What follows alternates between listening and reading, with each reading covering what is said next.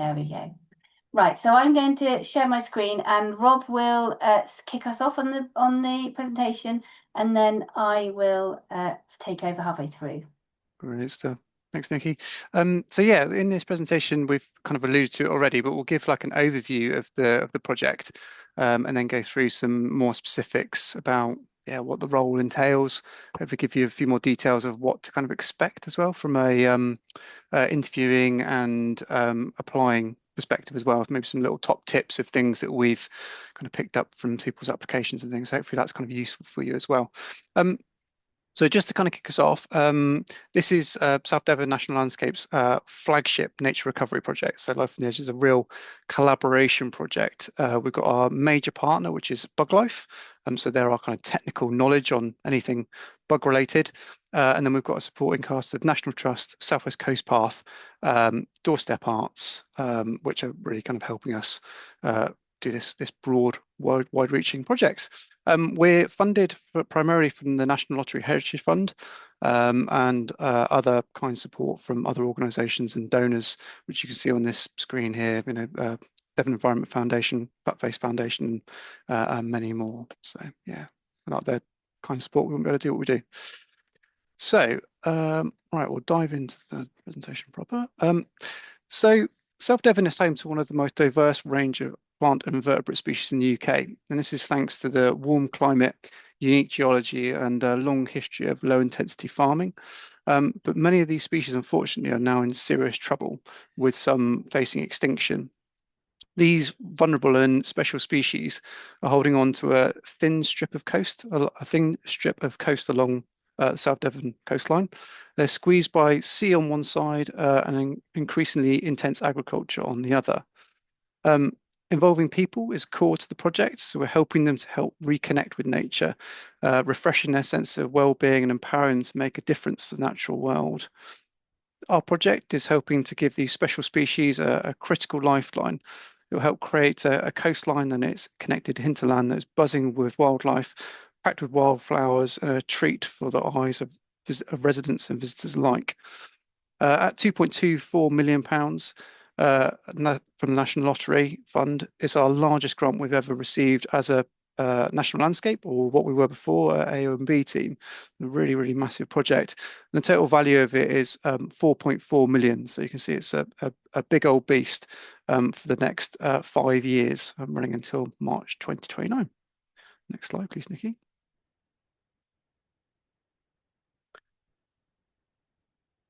So we're in the midst of a biodiversity crisis. And if we don't take action now, the damage done to biodiversity, unfortunately, will be irreversible. And to make matters worse, unfortunately, people are becoming really increasingly disconnected with nature. However, not all is lost. By acting now, Life on the Edge is looking to reverse these negative trends.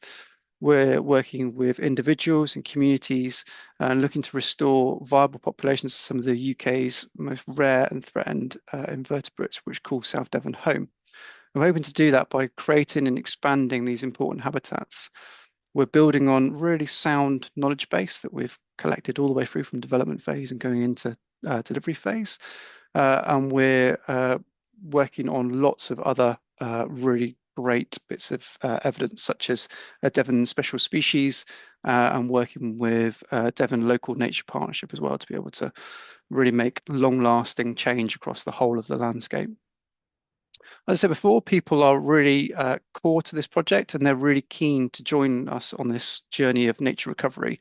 And more importantly, they're really excited about the prospect of getting involved. And more people are getting involved as we get through the project, really. Our activities will not only empower people to make a difference, but in doing so, they'll feel a greater sense of well-being in a time when so many are feeling overwhelmed by eco-anxiety. And through a program of learning, which Nikki will talk a bit more about later on, about learning with Lottie, people will gain these new skills and be equipped to make a real difference for our special species. So this is our project area. For those of you that may not know South Devon so well, if you're from up country or whatever, we've got Plymouth that's over on the uh, well illustrated by the cursor there. So you've got Plymouth there, which is obviously a really big conurbation on one side of the project, and then we've got Torbay that's on the other side. So these are really big areas where people obviously live, and those are who we're hoping to get out onto the coastline. The areas that are coloured and checkered, the coloured areas are our project hotspots.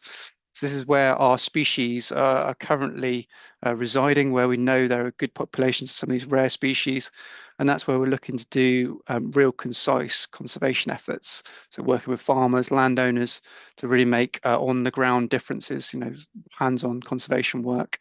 And then the checkered area, or the sort of hashed line, I suppose, is this South Devon bee lines. So some of you may be aware of BugLife's work with bee lines, which is basically connecting up the whole of the UK. This is the South Devon portion, or the coastal portion, really. It actually goes up into the river valleys as well.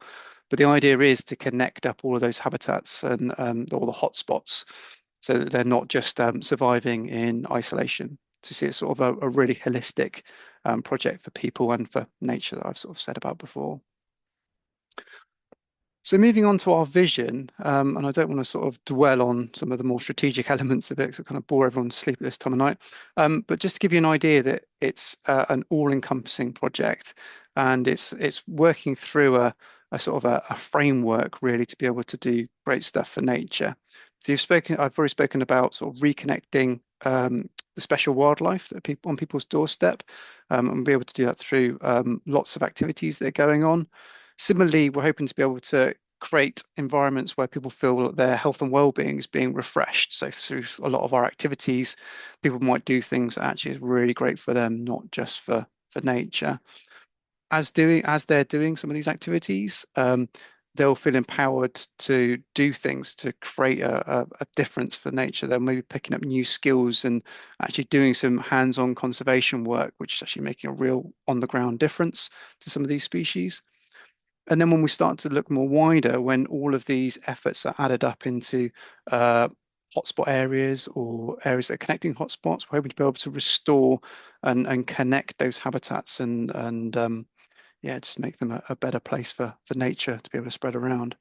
And then when we talk about it really holistically across the whole of the landscape, we're hoping to be able to kind of connect it all up and enhance the whole of the South Devon National Landscape.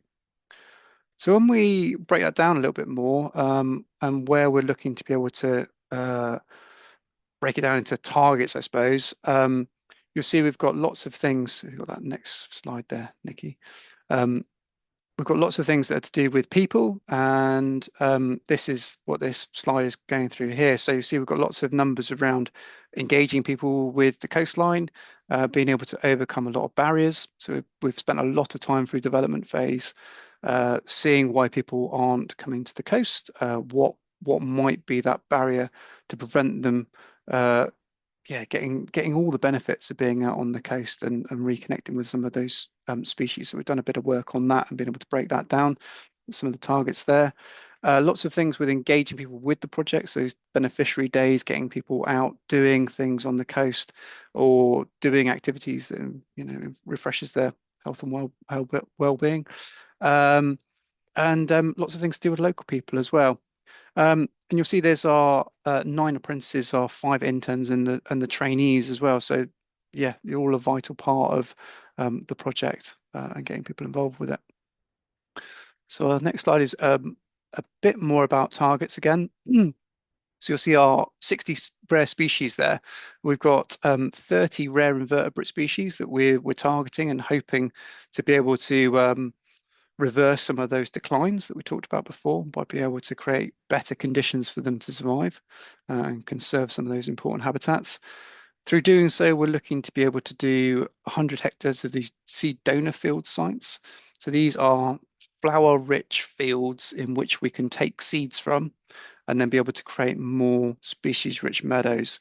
So we found this was a bit of a blocker to have Devon seeds really in the landscape. So that's a real target of ours.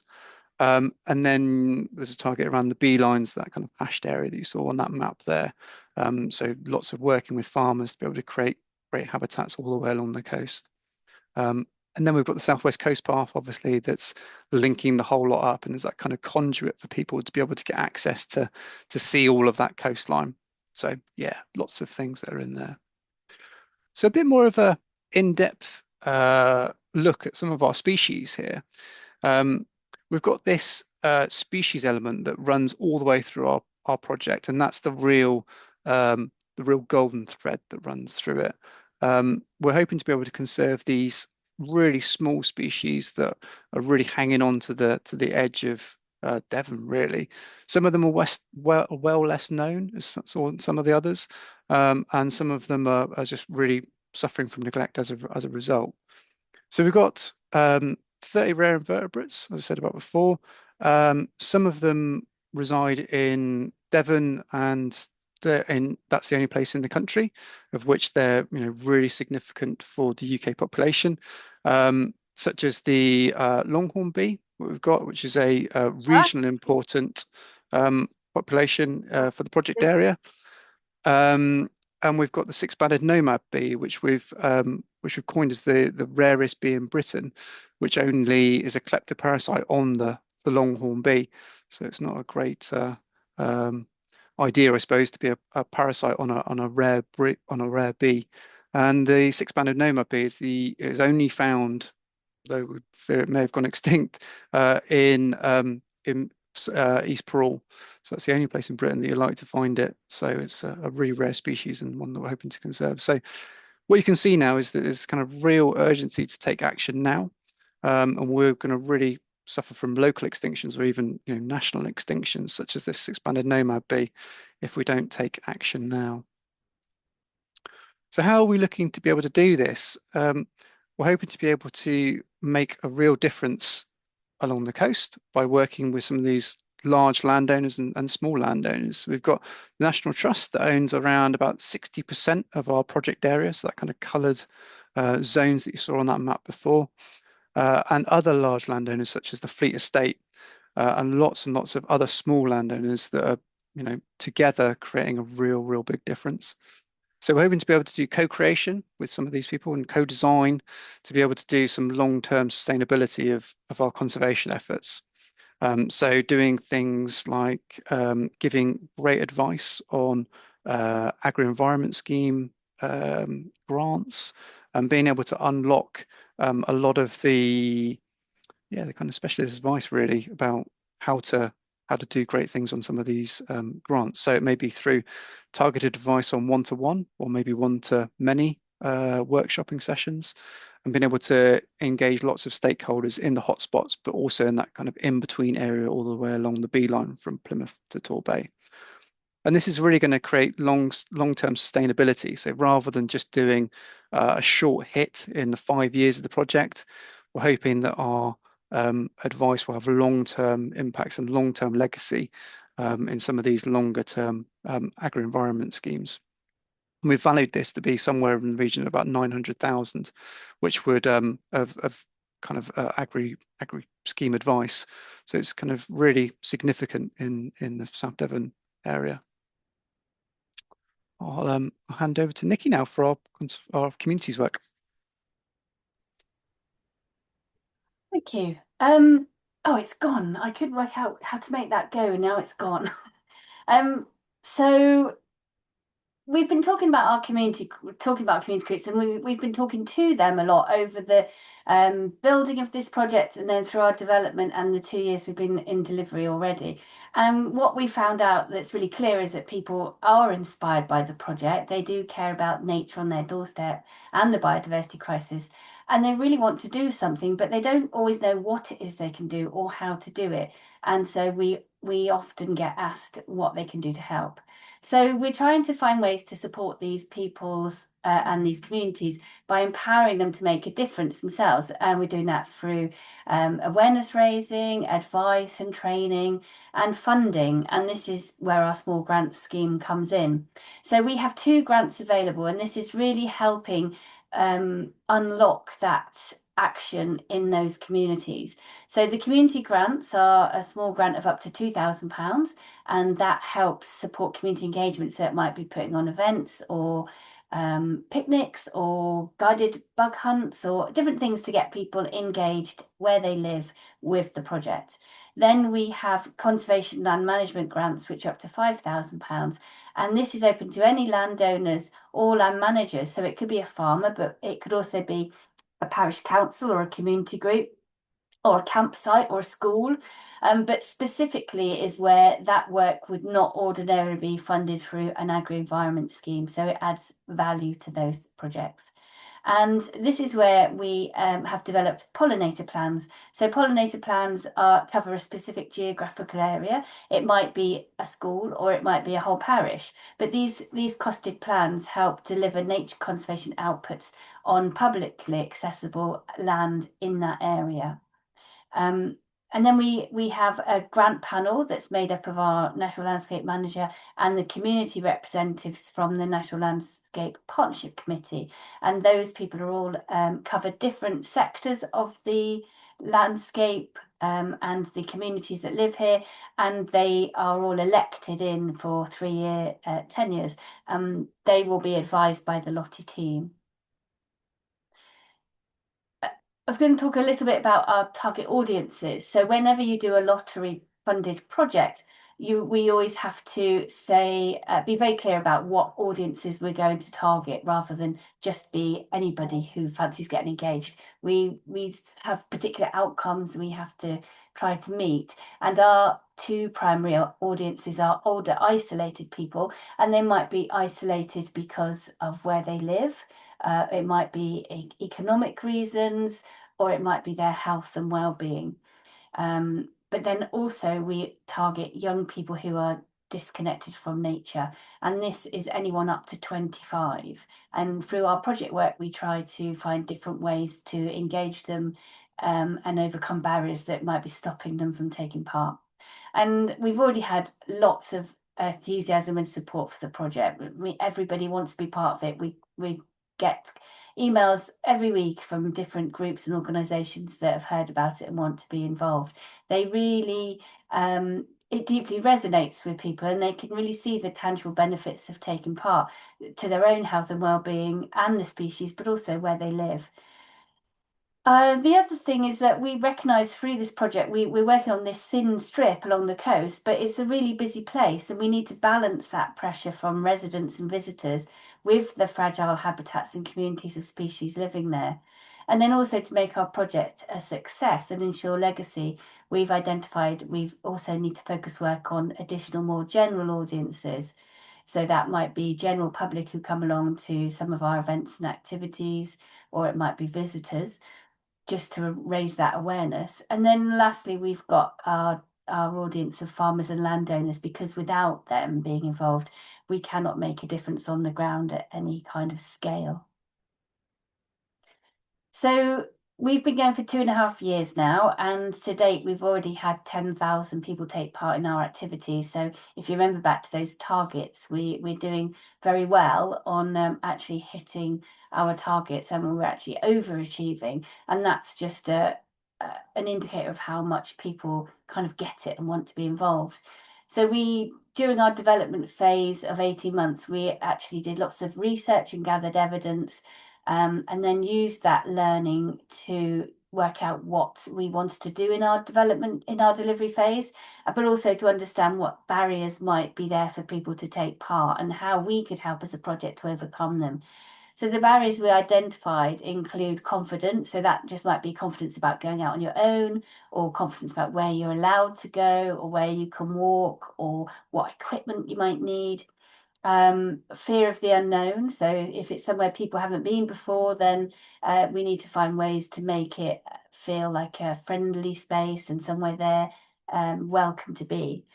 Accessibility, so how whether people have their own personal accessible reasons of why that it might be tricky for them to get to the coast or to take part in the conservation works we're organising. And then tied in with accessibility is transport. I think anyone who lives in this part of the country will know that public transport is almost non-existent unless you want to go somewhere and come back an hour later or the next week. So transport's been really tricky. time constraints. So, everybody's very busy, and lots of people who want to be involved might not have the time, or they might not have time during our normal working week. So looking at planning things that happen evenings or weekends when people have got perhaps a bit more time to spare. Companionship, we know that people who are isolated might not want to go and take part because they don't want to go on their own. So making sure that those spaces we are helping curate are very sociable spaces where people feel welcome. And we already know that people are coming along and actually making friends that then makes it more easy for them to come back and return and take part again. And then lastly, around eco-anxiety, so the fear of the issue and the problem being so massive that we feel all a bit helpless and don't really know what we can do that's going to have a positive impact. So helping people see some of those solutions and helping them be part of the making things better rather than just feel overwhelmed by it all. So, but generally, we have found, people do want to be involved. They do understand the story. They understand what it is they can do, and they want to be part of it. So we use all of this information to help constantly check in on our project delivery plan, which sort of evolves all the time. To make sure that we use that to curate an interesting activity plan and a program which will deliver outcomes for people and nature. One strand of our project, which is more pertinent to you all here tonight, is our Learning with Lottie programme. So this is providing scope for learning right across our project area. It's been designed so that we can empower people to make a real contribution to tackling this ecological emergency, but also to gain new skills, knowledge, and develop capacity and inspiration to deliver nature recovery in their communities. Learning with Lottie offers a really structured and robust programme of engagement with learners in all settings, and there's opportunities to participate at different levels. But also we try to make sure that there's routes through for people who want to progress on their learning journey. So the activities can range from really short fun interactions at an event or a roadshow to longer term structured and even assessed qualifications, such as our apprentices. So our apprentices, interns and trainees are gaining on-the-job training and experience within established ranger teams for the apprentices and the national landscape teams, and they are paid at the national living wage. These roles that we've designed following lots of consultation to allow flexibility and support to help overcome barriers. And we've been actively targeting people who are underrepresented in the environmental sector. We are also able to offer a range of opportunities to volunteers. So they might be joining us to gain experience to help get a career in this sector, or just to spend time in nature, to meet people, or to actually take action to enhance where they live. So through this participation, they're learning new skills with training and workshops. They're gaining support through advice and the Lottie Grant Scheme, and they're able to make meaningful and impactful nature recovery action, but also reaping the health and well-being benefits of being engaged and active outdoors. And lastly, we are working in schools and alternative settings for education to help young people learn more about our coastal habitats and special species, but also to deepen their connection to nature. And all the way through this work we do, we make sure we're using innovative practices to develop exciting activities and opportunities. And this will help people engage in more robust and meaningful ways. So we often bring in artists and specialists to complement this learning led by the Lottie team. We're a small team, and we don't work 24 hours a day. So we actually need to work with other people. So partnership and collaboration is absolutely key to our project. And it's essential for the success of Life on the Edge. We've involved organisations at many different levels and engaged them at various tiers, giving organisations ownership, helping to drive and co-design the project for its delivery and into its development and into delivery. We've got a core decision-making group of project partners who make up our executive team. And then we have an intensive project an extensive project advisory group, which is made up of specialists, interest groups, and experts. And they really help steer some of our project work, help us get links into communities where we might not have them, and just give the project a much more exciting flavour by having an input into it. And then lastly, we have a fantastic group of delivery partners who actually help us reach our target audiences and deliver our activity goals. So our trainee scheme then, so we have two traineeships running at any one time, and they've been designed to complement perhaps some of the practical conservation volunteering and experience that people have. And it's perhaps maybe more of those softer skills that are a bit harder to get if you're out fence building and putting in steps and planting trees, but are a really important part of the countryside sort of worker role. I think, you know, we can't, we're not contractors or estate managers. We have to take people with us on the journey of conservation. So these soft skills are really important. So our nature connections trainee will work alongside the Lottie community officer, and they'll be assisting with core target audience work, whilst also working with the wider team on general audience activities. So they'll be really getting an insight into that community engagement with nature. And then we have a conservation trainee who'll work alongside our conservation officer, helping to look after our special species, to work alongside land managers and help out with farm advisory meetings, and actually get a bit more of that ecological experience. So not conservation as in practical conservation work, but much more ecology-based conservation. And the idea of these trainees is that they will shadow the project staff, assist in project activity, and be able to gain skills and confidence in engaging people and communities with nature. There is opportunities for people to actually take some ownership of some schemes to, and the project will kind of be based around trying to help make that fit the experience that you'd like to try to get. These roles are based on fixed term 12-month contracts, and they're designed as entry-level roles. So the main criteria for these jobs is that you cannot have had paid work in this in the fields of either ecology conservation or community engagement before. That's because they're designed completely as entry-level roles.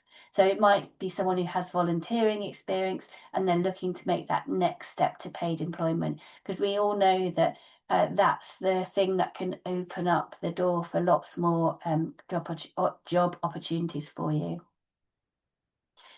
So a little bit of role specifics.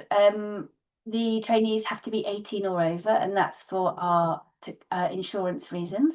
And due to the remote nature of some of the coastal project sites, having a driver's license is, if not essential, it definitely is a real benefit to make sure that you can get from site to site easier. Our trainees also work alongside our communities officer and conservation officer and might be asked to drive one of our vehicles to take people out to site. So it is quite important. And as an entry level role, we're looking for applicants who have not previously held a paid role in countryside or community based roles, as I've said before. So we're looking for someone with basically a good attitude to work within the team and who wants to expand their own skills and knowledge, who can work with a diverse range of audiences. So bringing a real can-do attitude to the project and working collaboratively with all team members. There's lots of experience and knowledge and enthusiasm that can be gained by working within the team, particularly a team of people who are as passionate about the project as the Lottie team are. So we'll be having interviews for these posts on 2 consecutive days in the beginning of August. So the Nature Connections trainee will be on Wednesday, the 2nd of August, and the Conservation trainee post will be on Thursday, the 3rd of August. The interviews will last around an hour and a half. That sounds a really long time, but basically it's about an hour with Rob and I, maybe 45 minutes-ish. And then there is an informal chat walk with the community officer or the conservation officer, so you can get to ask them a few more questions in a more relaxed way. So the interviews can be scary, but really it's more about a chance for the individuals to meet the team, to ask questions, for us to get to know you, for you to get to know us, get to know the project site, and then we will the kind of informal formal part of it, the interview. There's a set of questions which we ask that are all scored so that we can make our fair candidate selection. And we would be looking for someone to be able to start with the project in early October. So a little bit of information on how to apply. We've started adding this into our trainees because we are aiming these at people who might not have done it before, and having done quite a lot of recruitment already on the project, I think it's just useful to give you some ideas of the kind of things we look for. So the application has to be through the South Hams District Council recruitment page. You can search via the web, or you can look on the South Devon National Landscaped Jobs and Opportunities page, or you can make links in our social media. And they have an online system which you would have to apply for, and we cannot take anything outside of that. It has to go through that system. The application window closes at midnight on Sunday, the 23rd of August. There is no system to take late applications. So once that midnight kind of strikes, the doors shut and no more applications are allowed in. So do bear that in mind when you're making your application. Give yourself plenty of time so you don't feel like you're rushing it. So some things to think about in your application. So to shortlist applicants in a fair way, we use the essential criteria on the job description. So make sure you use this to craft your personal statement. Make sure to use relevant examples of how you meet that requirement. And if you can show very clearly that you can meet that requirement and this is the evidence, that will score the highest. Make your personal statement to the point with how you meet the specification of the role. It's only 500 words, which isn't very much. We don't want you to use that valuable word count up to tell us about irrelevant skills and experience, because you're really limited with that, and you'll soon find as you start writing that lots of it doesn't go very far. So do make sure that it's to the point. You don't need to introduce yourself, for example, or tell us how great Lottie is, because we already know, which is we're very lucky and we know it's a great project. So please, make sure you use all your words and make them count of those 500. There's a personal spec that comes in with the job review. So use this personal spec as a framework to create your personal statement, and this will help keep it on point. One of the things that we suggest within the employment history part of the application, you'll see in there's some free text boxes to actually where you talk about what the job entails in that employment history, and make sure you use that free text opportunity to write clearly what you did in that role, which actually helps meet the job spec, because that'll give you a few more words on your word count. And please, if you've got volunteer experience, make sure you log this in your employment history. So if you've been doing volunteering for 3 months at Devon Wildlife Trust, put that in just like you would put a job. So in order, and to say what you did in that volunteering role, because that makes it so much easier for us to pick out, rather than try and pick it out of your personal statement. And it just gives you a bit more space to go into more details in your personal statement.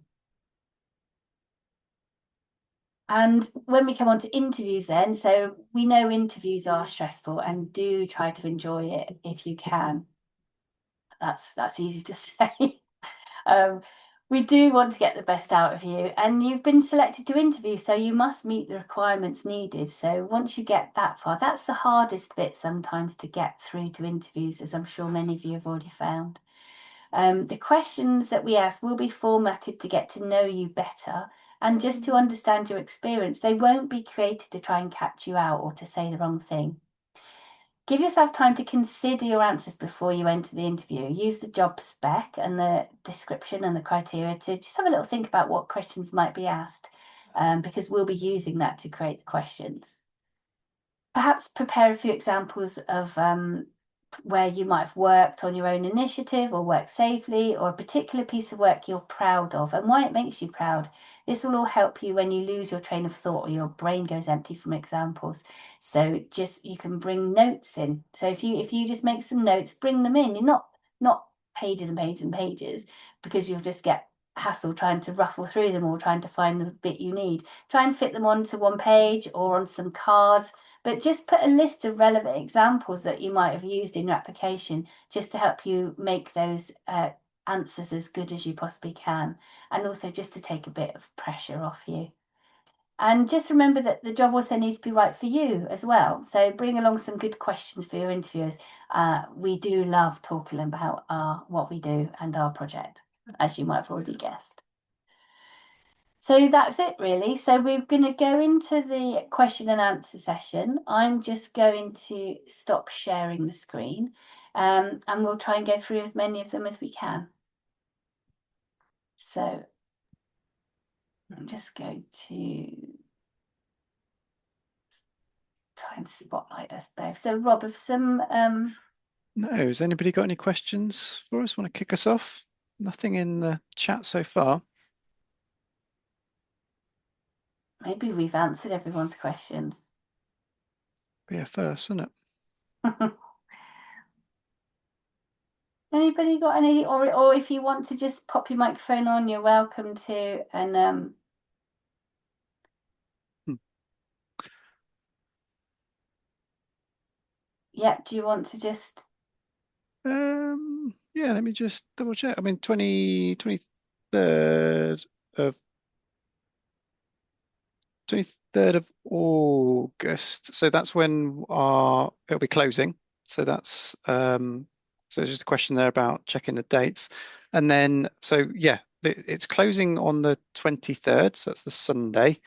And then we've got the interviews that are happening on the 2nd and the 3rd September? of September. I think we might have put So August in the that presentation. may be the problem. Apologies I for that. say we, I'm going to now say Yeah, that's it's definitely wrong. me. It's definitely me that did that one in a hurry, obviously. So yeah, getting my dates confused. Yes, you're quite right. So it's September rather than August. So Yeah, yeah. sorry. And yeah, those are, as we said, we're doing the niche connections one first, so that'll be on the Wednesday, and then the conservation one on the Thursday. So depending on which one you're interested on. So great. So had some experience in corporate employment, marketing events. Keen to move into conservation. Um, would we consider someone of that age and background? Absolutely. I mean, that's what it's kind of geared up for. It's a case of uh, people moving career. We've certainly had people like that through this program, haven't we? Through trainees and our apprentices. So that's absolutely what it's all about. If you've got some volunteering experience, make sure that that's noted down in your application process. Obviously, it is, as sort of Nikki went through, it's a competitive process. So although people may not have had a paid employment in this role, which we kind of hope they haven't, and through this applying process, but they may have got volunteering experience. They might have had volunteering for a year or so, but haven't had that first opportunity to get paid employment. So that's might be the case. So make sure it's kind of noted down. But it's certainly not going to mark against you that you want to move career or do different things, because obviously you're going to come with lots of transferable skills, aren't you? So Also, I think it's worth just saying we don't get to see people's ages and things like that when we get the application forms. it's All very your true. personal details aren't sent out to. I mean, we do know how old you are now, Sophie, but I don't think that's going to be a problem for you. But no, we just to sort of reassure everyone, we don't get that kind of information. We only get your sort of qualifications and then your personal statements and your job history. Yeah. And it similarly goes for this question that's further down about prioritizing local people. We don't see where people are. So all we see is employment history, employers. So we can sort of surmise a little bit. If it's, you've got Devon-based experience, you might go, well, probably they are Devon-based. Devon schools they got education from or whatever. But again, we can't see that, so we're not going to be prioritizing local people. It's a level playing field with your experience and how you meet that criteria. That is the crucial section there. Definitely. We've got that lovely kind of typical day question. So yeah, what do we think that sort of looks like for Well, both those roles? I think it's a typical day is that it's not typical. I think every day can be different. Um, I think for the conservation role, there is more times of year where things might be a bit different. So, for example, the conservation trainee might be taking ownership of some of the survey stuff during the summer or working with experts to go and volunteers to help go out and find different insects over the summer months. Um, Similarly, in the winter, there's perhaps a bit more time for going and speaking to farmers and landowners alongside Sam, our conservation officer. Um, the communities one has stuff going right through the year. So over winter, there's a lot of perhaps more reaching out and doing stuff in community centres and inside with some of the groups, particularly the older people. And then in the summer, perhaps more getting them out and about. But it could be you could be making willow insects one day and then hedge planting the next day. It really is very different, and I think that's what makes it such a joy, really. Yeah, definitely. And I think that may have answered one of the questions further down. So describing the difference between the two roles, it is basically that, isn't it? We're working with target audiences, and possibly doing some more indoor elements with the harder to reach groups, really, the underserved groups, which would be our nature connections trainee. And then the conservation is very much kind of more with the invertebrates, but it still very much involves people, as we sort of talked about before. Hmm. So if that sort of And helps split the difference. I think that they both, yeah, I think that's the really important part that the people work is about nature and the nature work involves people. So Mm, it's not like you're going to not do one or the other. They will both involve all elements of the project. It will just be a pull towards one side, I guess. But equally, I think with we've got a new person starting as a pollinated plan officer, which will be kind of that sweet spot in the middle where the community are doing conservation work where they live. And I think the trainees will also have opportunity to get involved with some of what they're doing. So I think it's really flexible and we do try as much as we can to kind of cater to things that you're interested in or things that you want to try and grow your skills in. mm. And there's something a bit more in depth, I suppose, with one of the conservation trainee questions here about farmer advice workshops. Those are sort of yet to be decided, and our project sort of evolves and develops through the delivery phase. So we might be focusing on different things. We've had workshops on equine, um, how to have sort of benefit nature in equine environments, so sort of Anything. horsey areas, for want of a better term, all the way through to looking at dung health for our robber flies. So lots of various different workshops, and basically it'll be either assisting or taking certain elements of that.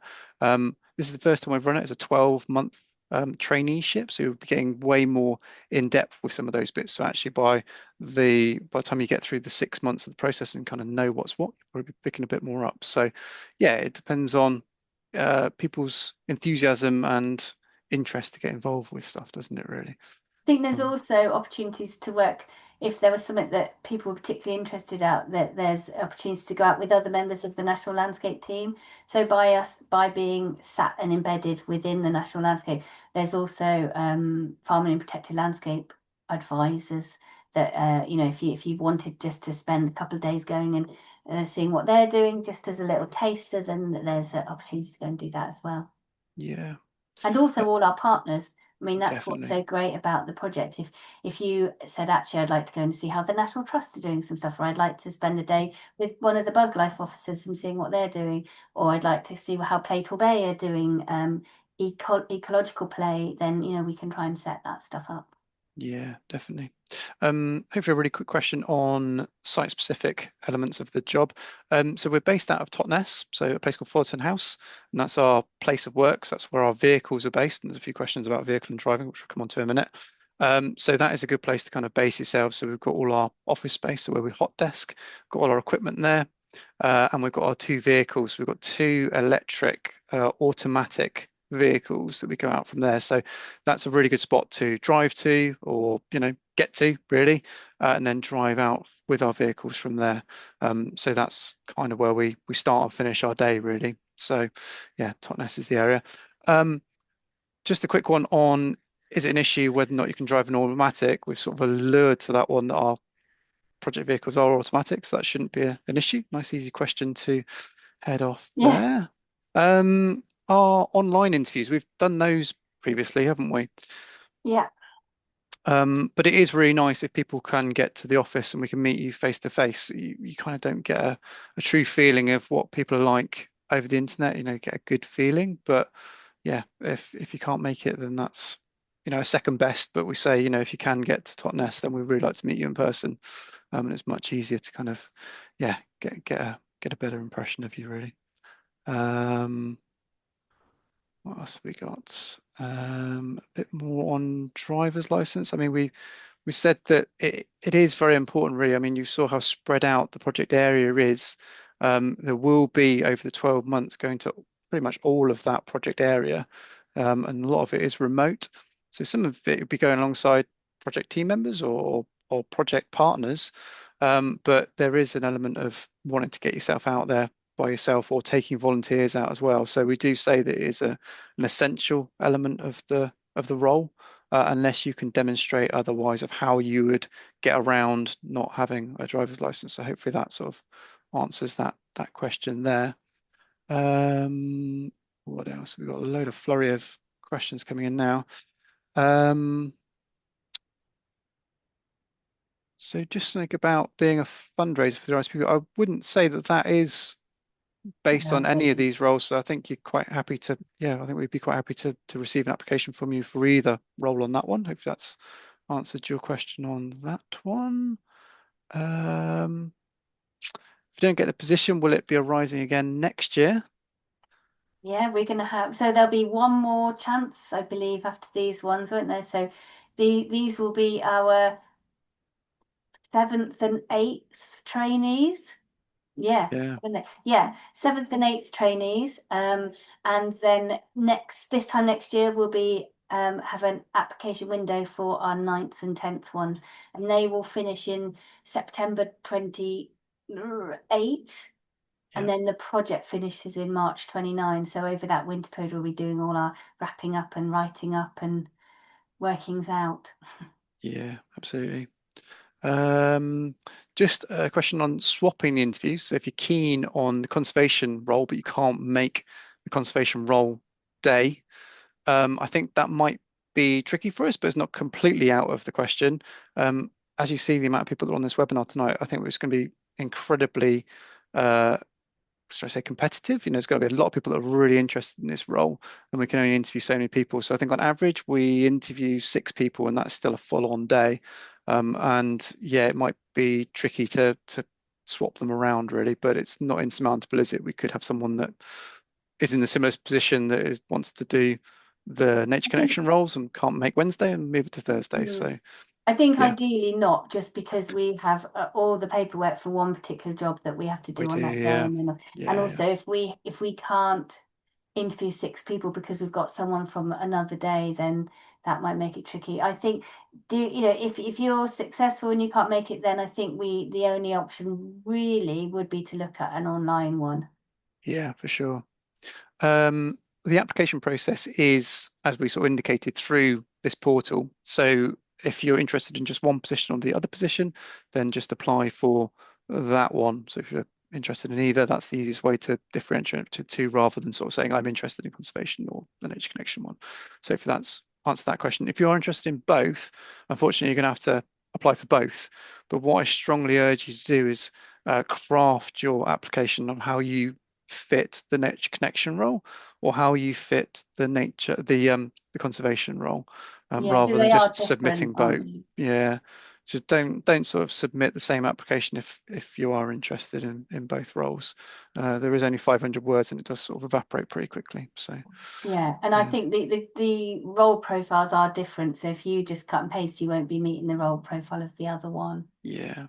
I definitely. think if you apply for both, I'm just wondering, is there a way to indicate preference one over the other? I'm not sure. I'm short of putting it into your Mm, thing. I'm not sure how you do that. I mean, if it was me, in all honesty, I wouldn't indicate a preference because I wouldn't want people reading it to go, oh, they don't really want this one. You know, I would yeah, just do your absolute best you can for both of them, and then should you be lucky enough to be offered both, you choose which one you want. yeah, for sure. A quick question on sort of that typical week, I suppose, and we're looking at the amount of hours and how it's distributed over the week. Um, Yeah. it's not typical per se, is it? I mean, we've had trainees do various days. We've had the end of the week, the start of the week, splitting the two, all sorts of things, and that's sort of the nature of the project, isn't it? There's so much activity going on. Yeah, I think I mean so it's a 2.5 day a week, so half time post. And I think there's some things that, you know, we would like you to attend, whether that's team meetings, or if you can, or we'll try to jiggle things if it's a day. 'Cause we understand that you might have a part-time job, you might have family commitments, so you can't necessarily, you know, you're not free all week, you can only do your 2.5 days. But so we'll try to help move things around where we can to fit the days that you're available if you're not available for part of the time. But equally, we'll also be able to say, you know, this is going on here. If you really want to do that, then, you know, are you able to switch your days to kind of fit in with the things that you would like to take part in? I think that's perhaps Mm, the easiest way to for sure. say it. Yeah, definitely. And be mindful of those 2.5 days. It soon It goes soon fast, doesn't goes. it? Yeah, I think we've got trainees who are like, oh, I've not taken any holiday yet, because there's too many things that they want to be involved in Just and get have a go involved. in. Yeah, I mean, absolutely, you take as much advantage as you possibly can of the opportunities that are there, but yeah, do be mindful of your own health and well-being as well. definitely. And there's a question here about sort of the training for the trainees. Hmm. So a bit of a two-parter about whether or not they go on to something new in South Devon National Landscape, or is the project about kind of bringing this new talent through? Yeah. So Oh, yeah, I it think goes on to it's that one. definitely the way it's been designed is through a need that we definitely saw through recruitment, where we've got, you know, as a sector, there's less of the entry level jobs available. So there's not the assistant rangers or assistant sort of posts, those first ones coming in for people who perhaps haven't had paid work in this field before. So so therefore that's having a knock-on effect with jobs further up because we haven't got those people kind of coming through the system. So if those jobs are only being offered at sort of officer level, then you it's hard to get the experience that's needed to meet those criteria. So we identified this as a need and a barrier for people entering this job market. So that's why these trainee roles and apprenticeships were set up. And there's no reason why, if someone wanted to, they couldn't do the apprenticeship and the trainee roles. You know, it depends what you want out of the offer that's there. Um, the idea is to train people up to be better suited and more employable at the end of it. We don't actually have posts available within the project longer term. We've focused very much on this bringing people in and Mm, getting experience and sending them off. And we know it's working already by the kind of people we've had going through. So we've got apprentices who left and already secured ranger jobs. Our last communities trainee has secured a job with Herefordshire Wildlife Trust as their communities officer. We've got other trainees have gone off and done ecological consulting or contracting work.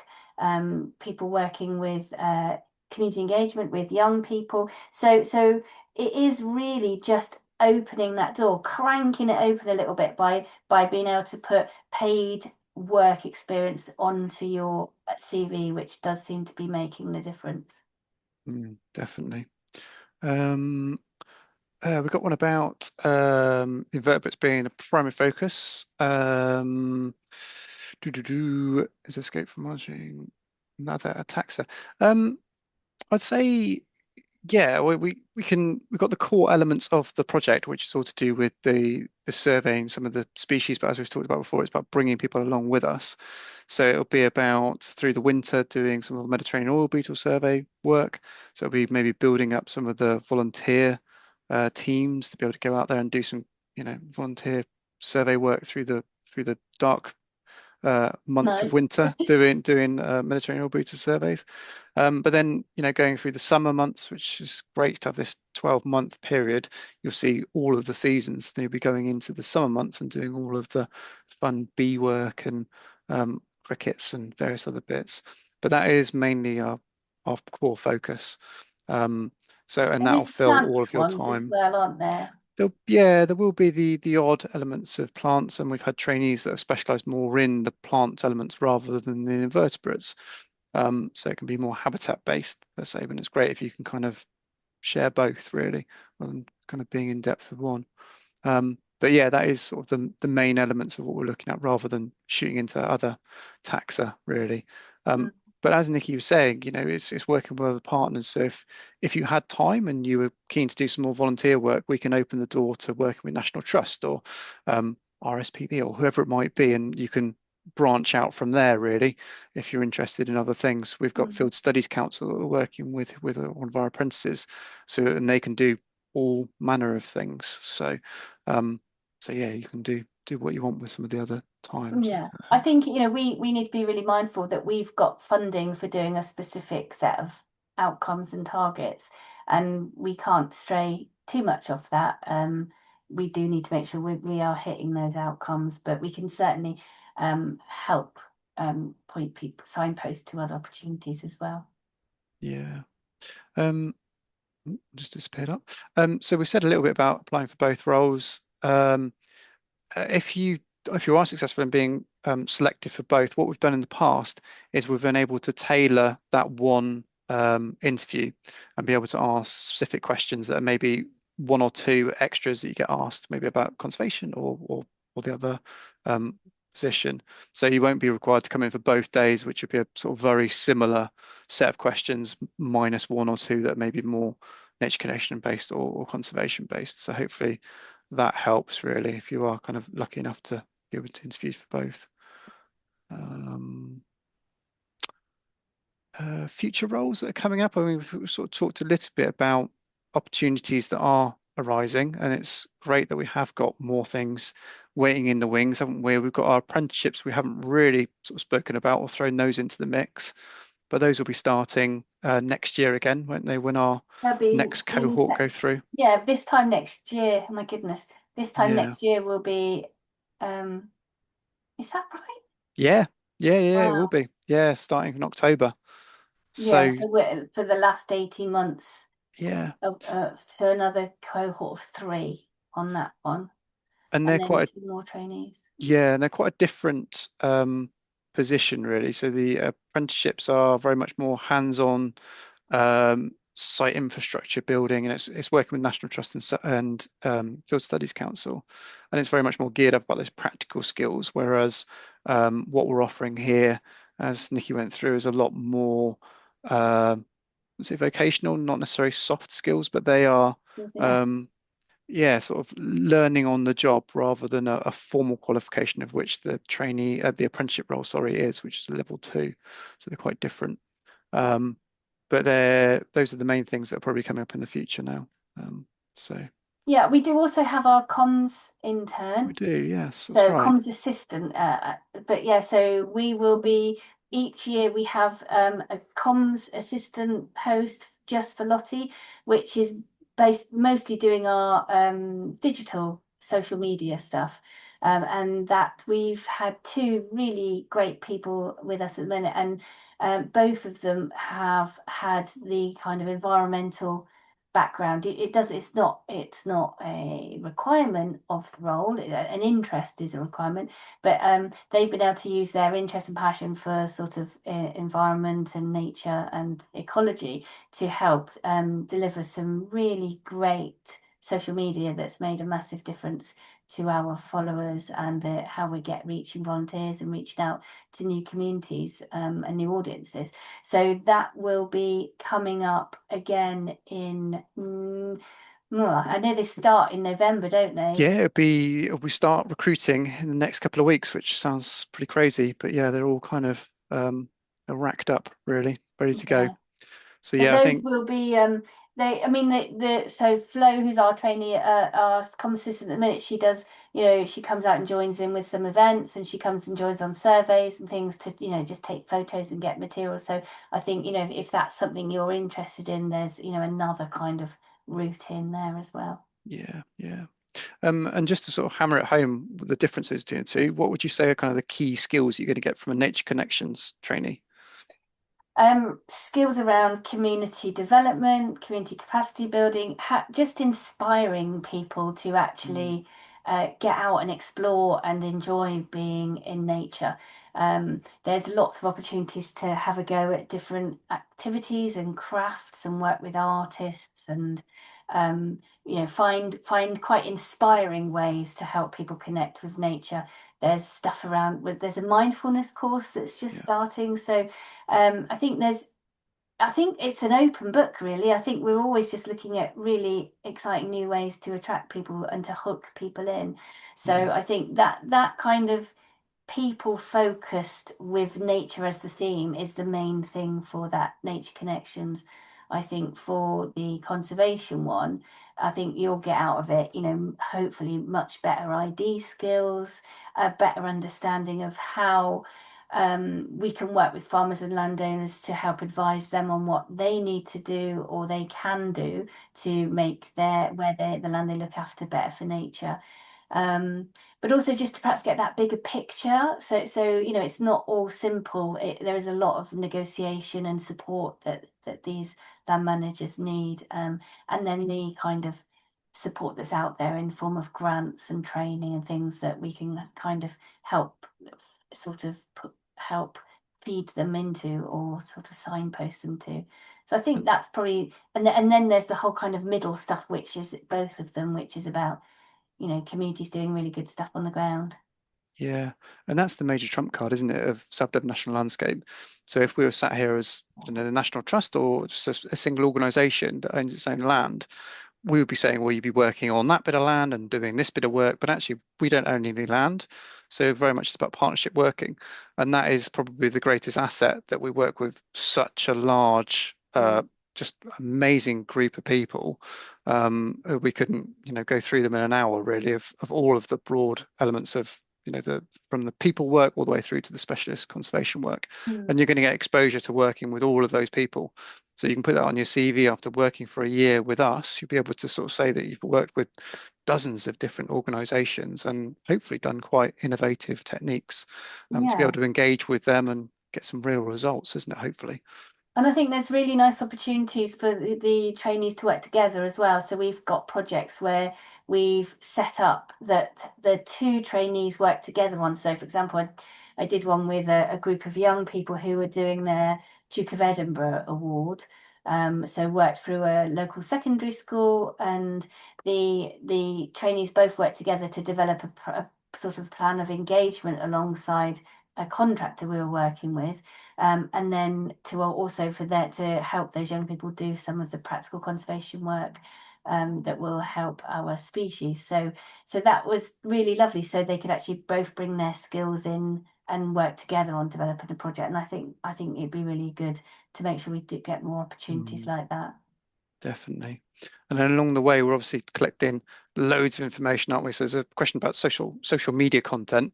If you've been following any of our socials recently, you'll see that the trainees have been heavily involved with that and the Yeah. apprentices.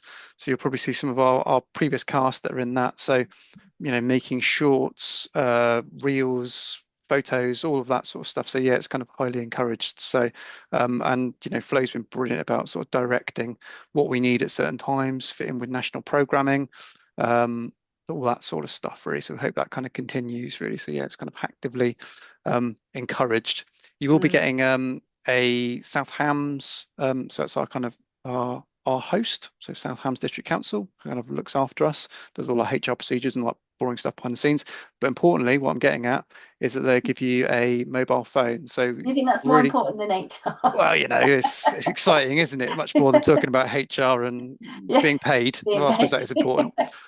Um, but yeah, so from a social media point of view, yeah, you've got access there to a really swanky iPhone, amazingly, to be able to take videos and photos and all of that, and be able to share that over WhatsApp and kind of get all the Mm. WhatsApp. That's what I said, wasn't it?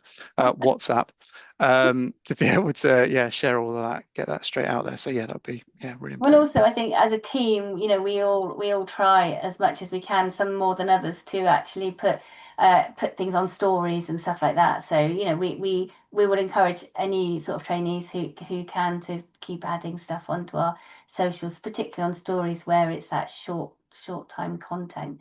Um, yeah, Yeah, fab. for sure. Just a really quick one on relocation. Yeah, we're not able to kind of add any support to that one. So, yeah, it's only a sort of limited amount of budget to be able to allocate to salaries, really. So we're not able to, on this occasion, be able to offer anything on that one. So if it kind of I answers that I question think pretty quickly. Southampton's policy is to only offer relocation at higher Yeah, levels as directors and well. various, Yeah, isn't it? Yeah, yeah. absolutely.